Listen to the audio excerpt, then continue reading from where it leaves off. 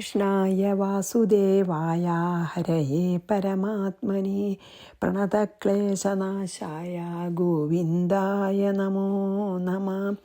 രാമായ രാമഭദ്രായ രാമചന്ദ്രായ വേധസേ രഘുനാഥായ നാഥായ സീതായ പതയേ നമ. ശ്രീ സീതാലക്ഷ്മണ ഭരതശത്രുഘ്ന ഹനുമൽ സമേത ശ്രീരാമചന്ദ്രസ്വാമിനെ നമ. അപ്പോൾ ഈ വയറ്റിലിരിക്കുന്ന കുട്ടിയും പിന്നെ അങ്ങനെ ജനന മരണങ്ങളിൽ നമ്മളിങ്ങനെ തിരിഞ്ഞുകൊണ്ടിരിക്കുക എന്നല്ലേ പറഞ്ഞ്.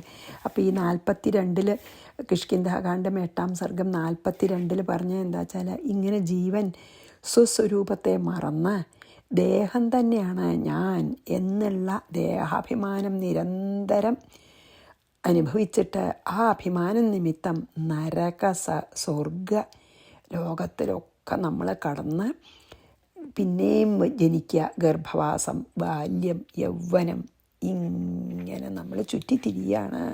നമുക്ക് അനവധി ബഹുവിധ സുഖദുഃഖങ്ങളിൽ കൂടെ നമ്മൾ കടന്നു പോകുന്നു. ഇതിനൊക്കെ കാരണം ദേഹാഭിമാനമാണെന്നാണല്ലോ പറഞ്ഞതല്ലേ. 43 അസ്മാദ്ദേഹദ്വയാദന്യ അന്യമാത്മാനം പ്രകൃതേ പരം ജ്ഞാത്വാ ദേഹാദിമമതാം ത്യക്ത്വാത്മജ്ഞാനവാൻ ഭവേത്. തസ്മാത് അതുകൊണ്ട് ദേഹദ്വയാത് അന്യം പ്രകൃതേഹ പരം ആത്മാനം ജ്ഞാത്വ, അതുകൊണ്ട് ഈ 2 ശരീരത്തിൽ നിന്നും അന്യമായും, അതായത് പ്രകൃതിക്കപ്പുറത്തുള്ളതുമായിരിക്കുന്ന ആത്മാവിനെ അറിഞ്ഞിട്ട് ദേഹാദി മമതാം ത്യക്ത്വ, ദേഹത്തിനോടുള്ള മമതയെ ത്യജിച്ചിട്ട് ആത്മജ്ഞാനവാൻ ഭവേത്, ആത്മജ്ഞാനം ഉള്ളവനായി ഭവിക്കണം. എന്താ പറയുക വെച്ചാൽ, അതുകൊണ്ട് ഈ സ്ഥൂല ശരീരത്തിനെയും അതാണ് 2 ശരീരം എന്ന് പറഞ്ഞുവല്ലോ. ശരിക്കും 3 പറയേണ്ടതാണ്, കാരണശരീരമല്ല നമ്മളെ. അതുകൊണ്ട് എന്തായാലും അത് അതിനെപ്പറ്റി അധികം നമ്മൾ പറയാത്തതുകൊണ്ട് സ്ഥൂല സൂക്ഷ്മ ശരീരങ്ങളിൽ നിന്ന് അന്യമായ, അതുകൊണ്ട് നമ്മളെ ദേഹദ്വയാതെന്ന് പറഞ്ഞില്ലേ, 2 ദേഹം സ്ഥൂലവും സൂക്ഷ്മവും അന്യമായി പ്രകൃതിക്ക് അതീതമായിട്ടുള്ള ആത്മാവിനെ നമ്മൾ അറിയണം. അതായത് എന്താ പറഞ്ഞാൽ, നമ്മൾ ഈ സ്ഥൂല ശരീരത്തിനെയും സൂക്ഷ്മ ശരീരത്തിനെയും അപ്പുറത്ത്, പ്രകൃതിക്കും അപ്പുറത്തുള്ള ആത്മാവിനെ നമ്മൾ അറിയണം. ഈ ദേഹാദികളിൽ ഞാനെന്നും എൻ്റെ എന്നും ഉള്ള ആ ഒരു രാഗത്തിനെ അല്ലെങ്കിൽ അറ്റാച്ച്മെൻറ്റിനെ നശിപ്പിക്കണം. ആത്മാവന്നെയാണ് ഞാൻ എന്ന്, ആത്മാവ് തന്നെയാണ് സകലവും, ഈ കാണുന്നതൊക്കെ ആത്മാവ് തന്നെയാണെന്ന് ധരിക്കണം. വളരെ വിഷമമുള്ളതാണ് എന്താ പറയണത്, നമ്മൾ ഈ സ്ഥൂല ശരീരമല്ല, സൂക്ഷ്മ ശരീരമല്ല, കാരണശരീരമല്ല, ഞാൻ എന്ന് പറയുന്നത് ഇതൊന്നുമല്ല. പ്രകൃതിക്കും അപ്പുറത്തുള്ള ആ പരമാത്മാവ് തന്നെയാണ് ഞാൻ എന്നറിയണം. അതറിയണച്ചാൽ നമ്മൾ ഈ ദേഹത്തിലുള്ള ഞാനെന്ന അഭിമാനത്തെയും എൻ്റെ എന്നുള്ള ആ രാഗത്തെയും മാറ്റണം. അതായത് അതിനെ നമ്മൾ നശിപ്പിക്കണം. എന്നിട്ട് നമ്മൾ ആത്മാവ് തന്നെയാണ്, സർവ്വദിക്കിലും വിളങ്ങുന്ന ആ ആത്മാവാണ് ഞാൻ എന്ന് ധരിക്കണം എന്നാണ് പറയണത്.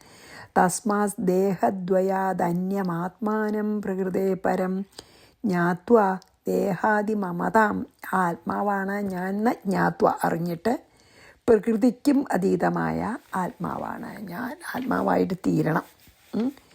ഇനി ജാഗ്രതാദി വിനിർമുക്തം സത്യജ്ഞാനാദിലക്ഷണം ശുദ്ധം ബുദ്ധം സദാശാന്തം ആത്മാനമവധാരയേത്.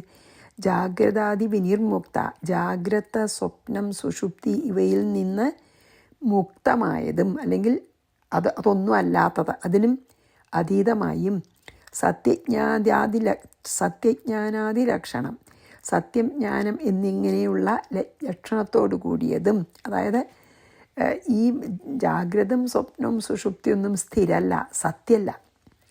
അപ്പോൾ എന്താ പരമാത്മാവിൻ്റെ ലക്ഷണം? സത്യവും ജ്ഞാനവും. സത്യം വെച്ചാൽ എന്താ? എപ്പോഴും ഉള്ള ഒരേ ഒരു സാധനം, അതായത് ഭൂതത്തിലും വർത്തമാനത്തിലും ഭാവിയിലും ഒന്നും പരിണാമമില്ലാതെ ഒരേപോലെ നിൽക്കുന്നതാണ് സത്യം. അതാണ്. പിന്നെന്താ? ജ്ഞാനമാണ്, അറിവാകുന്ന അനുഭവമാണ്. അപ്പോൾ പരമാത്മാവിൻ്റെ ലക്ഷണമാണ് സത്യജ്ഞാനം. സത്യജ്ഞാനം എന്നിങ്ങനെ ലക്ഷണത്തോടു കൂടിയതും ശുദ്ധം, അതായത് അങ്ങേയറ്റം പരിശുദ്ധവും, ബുദ്ധം ബോധം അവബോധ സ്വരൂപവും, ശാന്തവും, ആത്മാനം അവതാരയേത് ആത്മാവിനെ ധരിക്കണം. അതായത് ജാഗ്രത, സ്വപ്നം, സുഷുപ്തി എന്ന 3 അവസ്ഥാഭേദങ്ങളിൽ നിന്ന് വ്യത്യസ്തവും, സത്യം, ജ്ഞാനം, ആനന്ദം, അനന്തം, ഇതൊക്കെയാണ് ലക്ഷണം പറയുക. സത്യജ്ഞാനാനന്ദം അല്ലേ? സത്യജ്ഞാനവും ആനന്ദവും അനന്തവുമായിട്ടുള്ള ലക്ഷണമുള്ള ഈ മായാദോഷങ്ങളൊന്നും ഏൽക്കാത്ത പരിശുദ്ധമായ ബോധസ്വരൂപമായ ശാന്തമായ ആ ബോധസ്വരൂപമായ ആത്മാവാണ് നാം എന്ന് ധരിക്കണം. അല്ലെങ്കിൽ ആത്മാവ് തന്നെ ആയിത്തീരണം നമ്മൾ. ഇതിലെങ്ങനത്തെ ആത്മാവാന്ന് പറയണ്ടേ? അപ്പം ജാഗ്രതയും സ്വപ്നവും സുഷുപ്തിയും എന്നൊക്കെ വേറിട്ട് നിൽക്കുന്നതാണ് ആത്മാവ്. സത്യജ്ഞാനം പിന്നെ ആനന്ദം അനന്തമൊക്കെയാണ് ലക്ഷണങ്ങൾ. മായാദോഷങ്ങളിൽ നിന്ന് ഒട്ടുമില്ലാത്ത പരിശുദ്ധാണ്, ശാന്താണ്, ബോധസ്വരൂപമായ ആത്മാവിനെ ധരിക്കണം. ജാഗ്രതാദി വിനിർമുക്തം സത്യജ്ഞാനാദിലക്ഷണം ശുദ്ധം ബുദ്ധം സദാ ശാന്തം ആത്മാനമവതാരയേത്. ഇനി 3 ശ്ലോകം. ചിദാത്മനി പരിജ്ഞാതേ നഷ്ടേ മോഹേജ്ഞ സംഭവേ ദേഹപതതു പ്രാരബ്ധ കർമ്മവേഗേന തിഷ്ഠതു യോഗിനോ നഹി ദുഃഖം വാ സുഖം വാ അജ്ഞാന സംഭവം തസ്മാത് ദേഹേന സഹിതോ യാവൽ പ്രാരബ്ധ സംക്ഷയഃ താവത് തിഷ്ഠ സുഖേന ത്വം ധൃത കഞ്ചുക സർപ്പവദ് അന്യദ്വക്ഷ്യാമി തേ പക്ഷിൻ ശൃണു മേ പരമം ഹിതം. എന്താ അറിയോ? ചിദാത്മനി പരിജ്ഞാതെ, ചിദാത്മാവിനെ അറിയപ്പെടുകയും ചിദാത്മാവ് അറിയപ്പെടുകയും അജ്ഞസംഭവേ മോഹേ നഷ്ടേ, അതായത് അജ്ഞാനത്തിൽ നിന്നുണ്ടാവുന്ന മോഹം നശിക്കുക. അതായത് ആത്മാവിനെ അറിയുക, അജ്ഞാനത്തിൽ നിന്നുണ്ടാവുന്ന മോഹം നശിക്കുകയും ചെയ്യുമ്പോൾ അല്ലെങ്കിൽ ചെയ്തിരിക്കുമ്പോൾ ദേഹപതതു വാ, ദേഹം വീഴുകയോ, ആരബ്ധകർമ്മ വേഗേന, പ്രാരബ്ധകർമ്മ ശക്തിയാൽ തിഷ്ഠതു വാ, അതായത് നമ്മൾ ആത്മാവിനെ അറിഞ്ഞിട്ട് അവിദ്യയിൽ നിന്നുണ്ടാവുന്ന മോഹം ഇല്ലാതെ നമ്മൾ ആത്മാവിനെ അറിയുമ്പോൾ ദേഹം വീഴുകയോ വീഴാതിരിക്കുകയോ, പ്രാരബ്ധകർമ്മം കൊണ്ട് നമുക്ക് ചിലപ്പോൾ ദേഹം ത്യജിക്കാൻ പറ്റില്ല. പ്രാരബ്ധകർമ്മം മുഴുവൻ അനുഭവിച്ച് തീർന്നാലേ ദേഹം ത്യജിക്കാൻ പറ്റുള്ളൂ. അപ്പോൾ ദേഹം വീഴേ പ്രാരബ്ധകർമ്മങ്ങൾ കാരണം വീഴാതിരിക്കുകയോ ചെയ്യട്ടെ. എന്താ ചെയ്യട്ടെ? യോഗിനഃ, യോഗിക്ക് അജ്ഞാന സംഭവം, ഈ അജ്ഞാനത്തിൽ നിന്ന് സംഭവിക്കുന്ന ദുഃഖം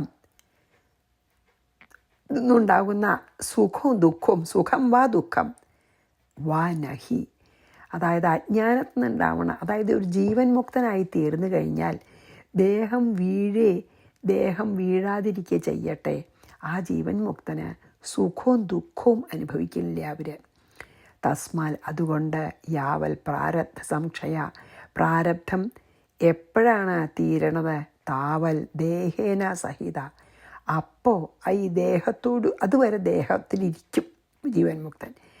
താവൽ ദേഹേന സഹിത, അതുവരെ ദേഹത്തോടു കൂടിയവനായിട്ട് ധൃത കഞ്ചുക സർപ്പവത്, മേൽത്തൊലിയോടുകൂടിയ സർപ്പം പോലെ, അതായത് തൊലി ഉരിച്ചതിൻ്റെ മുമ്പുള്ള സർപ്പം പോലെ സുഖേനാത്വം തിഷ്ഠ, അതായത് ഈ സർപ്പത്തിന് പുതിയ തൊലി വന്നാൽ പഴയ തൊലി ഉരിക്കാൻ ഒരു വേദനയില്ല, സുഖമായിട്ട് ആ തൊലി ഉരിച്ച് അങ്ങോട്ട് പോവും.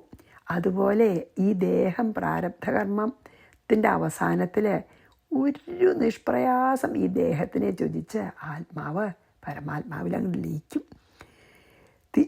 സർപ്പം പോലെ സുഖേനാത്തം തിഷ്ഠ, സുഖത്തോടു കൂടി നീ സ്ഥിതി ചെയ്താലും പക്ഷിൻ തേ, അതായത് പാമ്പിന് ആ തോല് ഉരിക്കണതിൻ്റെ മുമ്പേ ഒരു വിഷമവുമില്ല, അതുണ്ടാവുകൊണ്ടേ കലായ ഉരിക്കും. സമയം വന്ന് ഉണങ്ങി മുമ്പ് പുതിയ തൊലി വന്ന് ഇത് ഉണങ്ങി വീഴാറാകുമ്പോൾ അത് തന്നെ വീഴും. അതുപോലെയാണ് ജീവൻ മുക്തനെ. പ്രാരബ്ധകർമ്മം കഴിയണവരെ ആ ശരീരത്തിലിരിക്കും. പ്രാരബ്ധകർമ്മം കഴിഞ്ഞ ഉടനെ ശരീരം ഉപേക്ഷിച്ച് പരമാത്മാവിൽ ലയിക്കും. തേ അന്യത് വക്ഷ്യാമി, ഹേ പക്ഷി, അതായത് സമ്പാദിയോടെ നിന്നോട് മറ്റൊന്നുകൂടി പറയാം. പരമം ഹിതം മേ ശൃണു, പരമഹിതത്തെ എന്നിൽ നിന്ന് ശ്രവിച്ചാലും. എന്താണ് പറഞ്ഞറിയോ? ജ്ഞാനസ്വരൂപനായിട്ടുള്ള ആത്മാവാണ് ഞാൻ എന്ന അനുഭവപ്പെടും. ആ അനുഭവം വരുന്നതിന് മുമ്പ്, അതായത് ജ്ഞാനസ്വരൂപനായിട്ടുള്ള ആത്മാവ് തന്നെയാണെന്ന് അനുഭവപ്പെടും. അത് അനുഭവം ആവുന്നതിന് മുമ്പ് ഞാനാണ് ദേഹം എന്നുള്ള അഭിമാനം ഉണ്ടായിരുന്നത് നശിക്കുകയും ചെയ്താൽ പിന്നെ ദേഹം നശിക്കേ, പ്രാരബ്ധകർമ്മവശാൽ ദേഹം നശിക്കാതിരിക്കേ എന്ത് ചെയ്താലും, ദേഹത്തിനുള്ളിരിക്കുമ്പോഴും ഈ ദേഹം നശിച്ചാലും ഒരു യോഗിക്ക്, ജീവൻ മുക്തന്, ആത്മാവിനെ അനുഭവിച്ചറിഞ്ഞ ഒരു ജീവൻ മുക്തന് ഈ അജ്ഞാനം കൊണ്ടുണ്ടാവുന്ന സുഖമോ ദുഃഖമോ ഒന്നും ഈ ജ്ഞാനിക്കില്ല. അതുകൊണ്ട് പ്രാരബ്ധകർമ്മം മുഴുവനും ക്ഷയിക്കുന്നത് വരെ, ഈ എന്താ പറയുക, ഉണങ്ങിയ തോലഴിച്ച് കളയാനുള്ള കാലമാകുന്നത് വരെ സർപ്പം അതിൻ്റെ ആ മേലുള്ള ഉണങ്ങിയ തൊലി അത് തന്നെ പോണ വരെ ധരിക്കണ പോലെ ഈ യോഗിയും ശരീരത്തോടു കൂടി ഒരു ദുഃഖം അനുഭവിക്കാതെ ആ ശരീരത്തിനുള്ള ജീവൻ മുക്തനായിട്ട് ഇരുന്നാലും, ഹേ പക്ഷി, മറ്റൊരു സംഗതി കൂടി ഞാൻ നിന്നോട് പറയാം. ആ പരമഹിതമായിട്ടുള്ള അതിനെയും കൂടി നീ കേട്ടോളൂ എന്ന് പറയാണ്. അപ്പം ഇതിൽ ശരിക്കും ഒരു ജീവൻ മുക്തൻ്റെ ഇതാ പറയണം കേട്ടോ. ജ്ഞാനം ഉദിച്ചു കഴിഞ്ഞാൽ ഈ ശരീരത്തിൽ ഇരിക്കുകയാണ് വെച്ചാലും ശരീരം അനുഭവിക്കുന്ന സുഖദുഃഖങ്ങളൊന്നും അനുഭവിക്കില്ല. പ്രാരബ്ധകർമ്മം കഴിയണ വരെ അതിലിങ്ങനെ സുഖമായിട്ടിരിക്കും.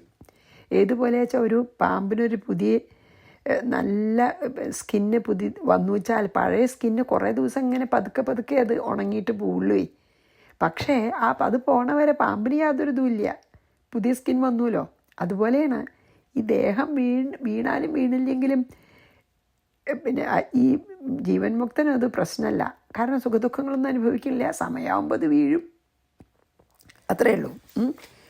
അത് അങ്ങനെ നീയും ഇങ്ങനെ ഞാൻ ആത്മാവാണെന്ന് കരുതിയിട്ട് ഒരു ദുഃഖം ഇല്ലാണ്ട് ഈ ശരീരത്തിൽ ഇരുന്നോളൂ എന്ന് അത്രേ വേണ്ടൂ നമുക്ക്. അത് പറയുമ്പോൾ എളുപ്പമാണ്. എന്താ, ഞാൻ ആത്മാവാണെന്നുള്ള അനുഭവം നമുക്ക് ഉണ്ടായ പിന്നെ ഈ ദേഹത്തിലിരിക്കുന്നത് ഒരു കഷ്ടമല്ല. ദേഹത്തിന് വന്ന സുഖദുഃഖങ്ങളൊന്നും നമ്മളെ ബാധിക്കില്ല. പക്ഷേ ആത്മാവാണെന്ന് അറിഞ്ഞാൽ പോരാ, അനുഭവമാവണം. അവിടെയാണ് വിഷമം. മൂന്നെണ്ണം വായിക്കാം. ചിദാത്മനി പരിജ്ഞാതേ നഷ്ടേ മോഹേജ്ഞ സംഭവേ ദേഹപതതു പ്രാരബ്ധകർമ്മ വേഗേന തിഷ്ഠതു യോഗിനോ നഹി ദുഃഖം വാ സുഖം വാ അജ്ഞാന സംഭവം. അജ്ഞാനം കൊണ്ടുണ്ടാവുന്ന ദുഃഖം സുഖമൊന്നുമില്ല, കാരണം ജ്ഞാനി. തസ്മാത് ദേഹേന സഹിതോ യാവൽ പ്രാരബ്ധ സംക്ഷയ, പ്രാരബ്ധം ക്ഷയിക്കണവരതിലിരിക്കും. താവത്തിഷ്ഠ സുഖേനത്വം ധൃത കഞ്ചുക സർപ്പവത്, ഇങ്ങനെ വള ഊരി പോവാത്ത സർപ്പത്തിനെ പോലെ. അന്യത് വക്ഷ്യാമി തേ പക്ഷിൻ ശൃണുതേ പരമം ഹിതം. ഇനി വേറൊരു പരമകാര്യം ഞാൻ പറയാം, അതും കേൾക്കൂ. തേതായുഗേ ദാശരഥിർഭൂത്വാ നാരായണോവ്യയഃ രാവണസ്യ വധാർത്ഥായ ദണ്ഡകാനാഗമിഷ്യതി. എന്താ അറിയോ, ഈ ഭഗവാന്റെ കഥ പറയാം. അവ്യഹ നാരായണ, ഈ നിർവികാരനായിട്ടുള്ള ശ്രീനാരായണൻ ത്രേതായുഗത്തിൽ ദാശരഥി ഭൂത്വ, ദശരഥപുത്രനായി ജനിച്ചിട്ട് രാവണസ്യ വധാർത്ഥായ, രാവണൻ്റെ വധത്തിനായിക്കൊണ്ട് ദണ്ഡകാൻ ആഗമിശ്രീ, ദണ്ഡകവനത്തെ ആഗമിക്കും. അതായത് ജന്മാദി വികാരങ്ങളൊന്നും ഇല്ലാത്ത സത്യജ്ഞാനാനന്ദ സ്വരൂപനായ ഭഗവാൻ ത്രേതായുഗത്തിലെ ദശരഥപുത്രനായി അവതരിക്കും. ഭൂമിക്ക് ഭാരം ആയിരിക്കുന്ന രാവണനെ വധിക്കുവാൻ വേണ്ടി ദണ്ഡകവനത്തിൽ പ്രവേശിക്കും. ത്രേതായുഗേ ദാശരഥിർഭൂത്വാ നാരായണോ വ്യയഃ രാവണസ്യ വധാർത്ഥായ ദണ്ഡകാനാഗമിഷ്യതി. ഇനി 3. സീതയാ ഭാര്യയാ സാർദ്ധം ലക്ഷ്മണേന സമന്വിതാ തത്രാശ്രമേ ജനകജം ഭ്രാതൃഭ്യം രഹിതേ വനേ ചോരവന്നീത്വാ ലങ്കായാം സ്ഥാപയിഷ്യതി തസ്യാഹ സുഗ്രീവനിർദ്ദേശാദ്വാനരാ പരിമാർഗണേ ആഗമിഷ്യന്തി ജലധേ സ്ഥിരം തത്ര സമാഗമാ ത്വയാ തൈ കാരണവശാൽ ഭവിഷ്യതി ന സംശയ. ഭാര്യയാ സീതയാ സാർത്ഥം, ഭാര്യയായ സീതയോട് കൂടി ലക്ഷ്മണേന സമന്വിത, ലക്ഷ്മണോട് കൂടിയവനായിട്ടും തത്ര ആശ്രമേ, ആ ആശ്രമത്തിൽ ഭ്രാതൃഭ്യം രഹിതേ വനേ, ജ്യേഷ്ഠന്മാരില്ലാത്തപ്പോൾ, അതായത് ശ്രീരാമനും ലക്ഷ്മണനും ഇല്ലാതെ ആ വനത്തിൽ ജനകജാം സീതയെ രാവണ ചോരവത് നീത്വ, രാവണൻ ഒരു കള്ളനെ പോലെ വന്ന് കൊണ്ടുപോയി ലങ്കായാം സ്ഥാപയിഷ്യതി, ലങ്കയിൽ സ്ഥാപിക്കും. ഇത് എന്താണ് ഇതായിട്ടാണ് പറയണം കേട്ടോ, ഭാവിയിൽ വരുന്നുള്ള പോലെയാണ് പറയണത്. സുഗ്രീവ നിർദ്ദേശ, സുഗ്രീവൻ്റെ കൽപ്പന പ്രകാരം തസ്യാഹ പരിമാർഗേണ, ആ സീതാന്വേഷണത്തിൽ വാനരാഹ ജലധേ തീരമാഗമിഷ്യന്തി, വാനരന്മാരെ ഈ സമുദ്രതീരത്ത് എത്തും. തത്ര തൈഹി സഹ കാരണവശ, അവിടെ അവരോടുകൂടി ഒരു സംഗതിക്കായിട്ട് ത്വയാ സമാഗമ ഭവിഷ്യതി, നിനക്ക് സംസർഗം ഭവിക്കും എന്ന സംശയം. എങ്ങനെയാണ് ആ ചിറക് തിരിച്ചു കിട്ടുകയെന്നേ ഉള്ള ഒരിത് പറയാണ്. ഭാര്യയായ സീതയും അനുജനായ ലക്ഷ്മണനും ഭഗവാനോട് കൂടെ ഉണ്ടാവും വനത്തിൽ. ആ വനത്തിലൊരാശ്രമത്തിൽ ഒരിക്കൽ എപ്പോഴും അവർ കൂടെ ഉണ്ട്. അങ്ങനെ അവർ വസിക്കുന്ന സമയത്ത് ജ്യേഷ്ഠാനുജന്മാർ 2 പേരും ആശ്രമത്തിൽ ഇല്ലാത്ത സമയത്ത് രാവണൻ ആശ്രമത്തിൽ വന്ന് ഒരു കള്ളനെ പോലെ സീതയെ അപഹരിച്ച് ലങ്കയിൽ കൊണ്ടുപോയി വയ്ക്കും. അപ്പം സീതയെ അന്വേഷിക്കാനായിട്ട് സുഗ്രീവൻ്റെ കൽപ്പന പ്രകാരം സീതയെ അന്വേഷിച്ച് നടക്കുന്ന വാനരന്മാർ ഈ സമുദ്രതീരത്തിലെത്തുമ്പോൾ അവരോടുകൂടെ നിനക്ക് സംസർഗം ഭവിക്കും. അതായത് അവരെ കാണാനിട വരുന്നീയെ, അതിൽ നിന്ന് നിനക്ക് ഒരു ഫലമുണ്ടാകും, സംശയമില്ല എന്നാണ് അന്ന് പറഞ്ഞത്.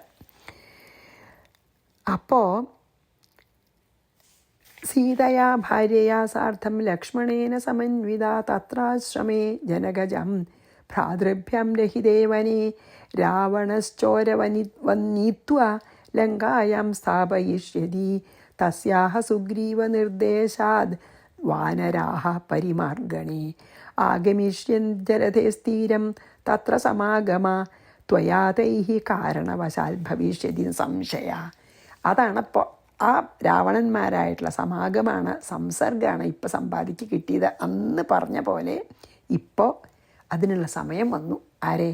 ഈ സീതാന്വേഷണം നടക്കുന്ന വാനന്മാരെ കണ്ടുമുട്ടാനുള്ള സമയമായി സമ്പാദിക്കുക. അതാണപ്പോൾ ഇവിടെ ഇവരായിട്ട് കാണാനിടയത്. ഇനി തഥാ സീതാസ്ഥിതിം തേഭ്യ കഥയസ്വ യഥാർത്ഥത തദൈവ തവ പക്ഷൗ ദ്വാവുൽപത്സ്യതേ പുനർനവൗ. അപ്പം നിനക്ക് പക്ഷം ചിറക് വളരുന്ന, അതായത് തഥാ തേഭ്യ സീതാസ്ഥിതിം, അപ്പോൾ അവരോട് സീതയുടെ സ്ഥിതിയെ യഥാർത്ഥത കഥയസ്വ, നീയെ എവിടെയാണ് സീത എന്നുള്ള യാഥാർത്ഥ്യം അവരോട് പറഞ്ഞാൽ തഥാ ഏവ തവൗ ദ്വൗ പക്ഷൗ, അപ്പം തന്നെ നിൻ്റെ ദ്വൗ പക്ഷോ 2 ചിറകുകളും പുനഃ നവോൽപത്സ്യതേ, രണ്ടാമത് പുതിയതായിട്ടുണ്ടാവും. ഈ ഒരു സന്ദർഭം വരുമ്പോൾ നീ അവരെ കാണുമ്പോൾ അവർ സീതാന്വേഷണത്തിൽ പൊക്കടക്കാന്നൊക്കെ പറയുമ്പോൾ, സീതയെ കാണാതെ സങ്കടപ്പെട്ടിരിക്കുക എന്ന് പറയുമ്പോൾ നീയെ സീത എവിടെയാന്നുള്ള യാഥാർത്ഥ്യം അവരോട് പറഞ്ഞു കൊടുത്താൽ ഉടനെ നിൻ്റെ ഈ കരിഞ്ഞ ചിറകുകളൊക്കെ നല്ല പുതിയ ചിറകുകൾ വന്ന് മുളയ്ക്കും, പുതിയ ചിറകുകൾ നിനക്കുണ്ടാവും.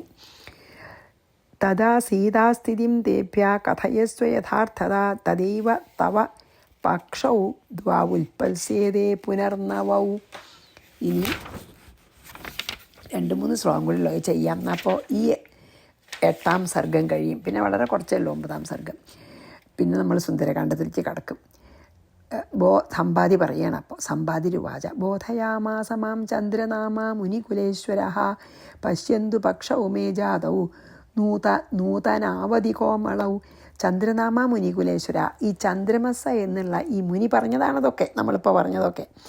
ഈ ചന്ദ്രമസ എന്ന മുനി മാം ബോധയാമാസ, എന്നെ ഇപ്രകാരം പറഞ്ഞ് ബോധിപ്പിച്ച് നൂതനവും കോമളങ്ങളായിട്ടുള്ള, അതായത് വളരെ പുതിയിട്ടുള്ള ജാതവുമേ പക്ഷവും പശ്യന്തു, കണ്ടോ, നിങ്ങളോടിത് പറഞ്ഞു കഴിഞ്ഞപ്പോൾ എനിക്ക് നല്ല ഭംഗിയുള്ള ധാരാളം തൂവലുകളോട് കൂടിയിട്ടുള്ള ചിറക് എനിക്ക് മുളച്ചു, നിങ്ങൾ നോക്കൂ പറയണം. ആ ഒരു അന്ന് ചന്ദ്രമസ് മഹർഷി പറഞ്ഞ ആ സമയം ഇപ്പം സമാഗതമായിരിക്കുന്നു. നിങ്ങളോട് ഞാൻ സീതര കാര്യം പറഞ്ഞപ്പോൾ കണ്ടു, എൻ്റെ ചിറക് നോക്കൂ, പുതിയതായിട്ട് മുളച്ചു വരുന്നത് നിങ്ങൾ കണ്ടോളൂ പറയണം. അതാണ് ചന്ദ്രമസ് എന്ന പേരായിട്ടുള്ള ആ മുനികുല ശ്രേഷ്ഠൻ ഇതൊക്കെ എന്നെ ധരിപ്പിച്ചതാണ് പണ്ട്. ഇപ്പതാ അതിമനോഹരമായിട്ടുള്ളതും പുതുതുമായിട്ടുള്ള എൻ്റെ 2 ചിറകുകളെ നിങ്ങൾ നോക്കൂ പറഞ്ഞു. സമ്പാദിരുവാച ബോധയാമാസ മാം ചന്ദ്രനാമാ മുനികുലേശ്വര പശ്യന്തു പക്ഷൗ മേ ജാതൗ നൂതനാവധി കോമളൗ സ്വസ്തി വോസ്തു ഗമിഷ്യാമി സീതാം ദ്രക്ഷ്യത നിശ്ചയം യത്നം കുരുധ്വം ദുർലംഘ്യ സമുദ്രസ്യ വിലംഘനേ. വാ സ്വസ്തി അസ്ത്യ, നിങ്ങൾക്ക് സ്വസ്തി ഭവിക്കട്ടെ. ഗമിഷ്യാമി, ഞാൻ ഗമിക്കുമ്പോൾ സീതാം ദ്രക്ഷ്യത നിശ്ചയം, നിങ്ങൾക്ക് സീതയെ ദർശിക്കും, സംശയമില്ല.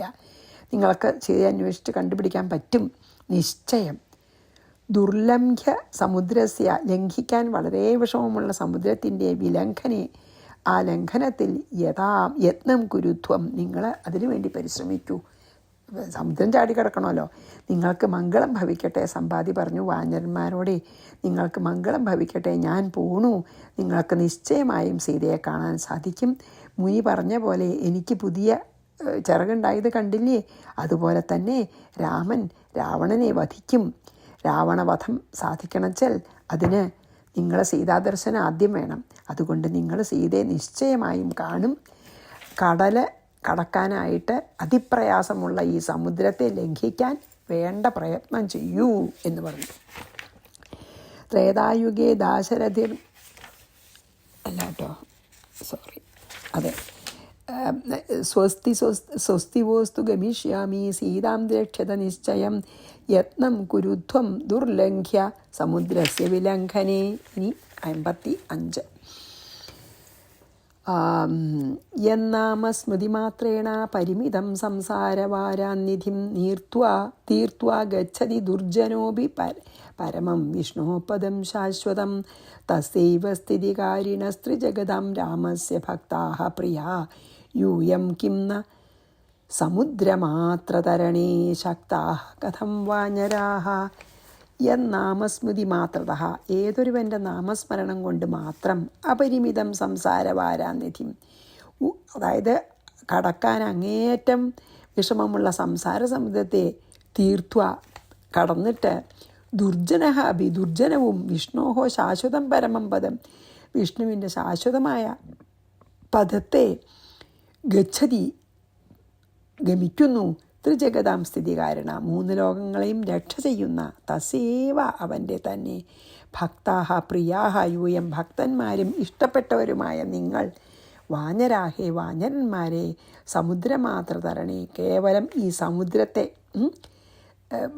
തരണം ചെയ്യുന്നതിൽ കിം ന ശക്ത, എന്തുകൊണ്ട് ശക്തന്മാരാവില്ല ച്ചാൽ നിങ്ങൾക്ക് സമുദ്രം കടക്കാൻ ശക്തി ഉണ്ടാവും എന്ന് പറയണം. അതായത് അവസാനം സമ്പാദി പറയണ ഒരു ഉപദേശം പറയണ, എന്താ അറിയോ, ഉപദേശം പറഞ്ഞുകൊണ്ട് നിർത്തുകയാണ് വാനന്മാരോട്.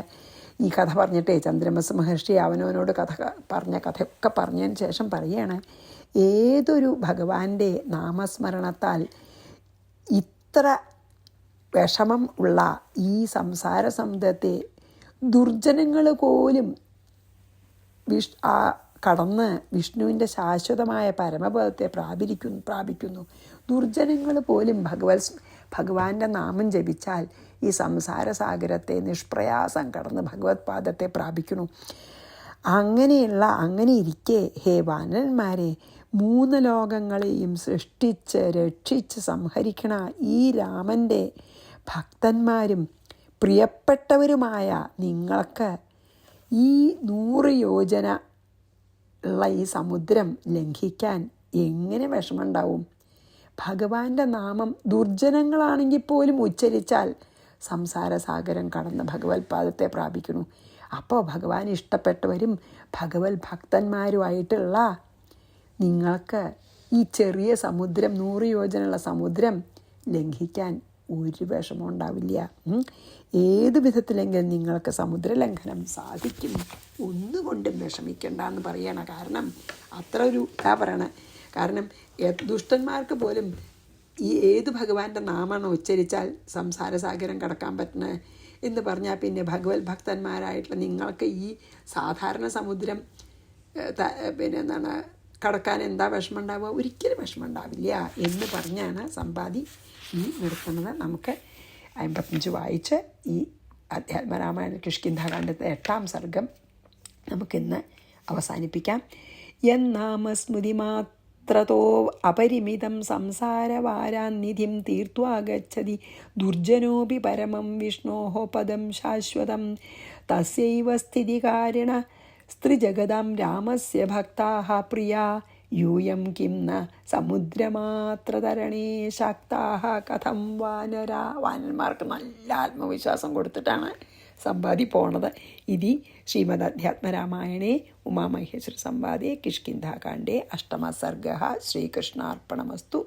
സർവത്ര ഗോവിന്ദനാമ സങ്കീർത്തനം. ഗോവിന്ദ ഗോവിന്ദ. ശ്രീ സീതാലക്ഷ്മണ ഭരത ശത്രുഘ്ന ഹനുമൽ സമേത ശ്രീരാമചന്ദ്രസ്വാമിനേ നമഃ.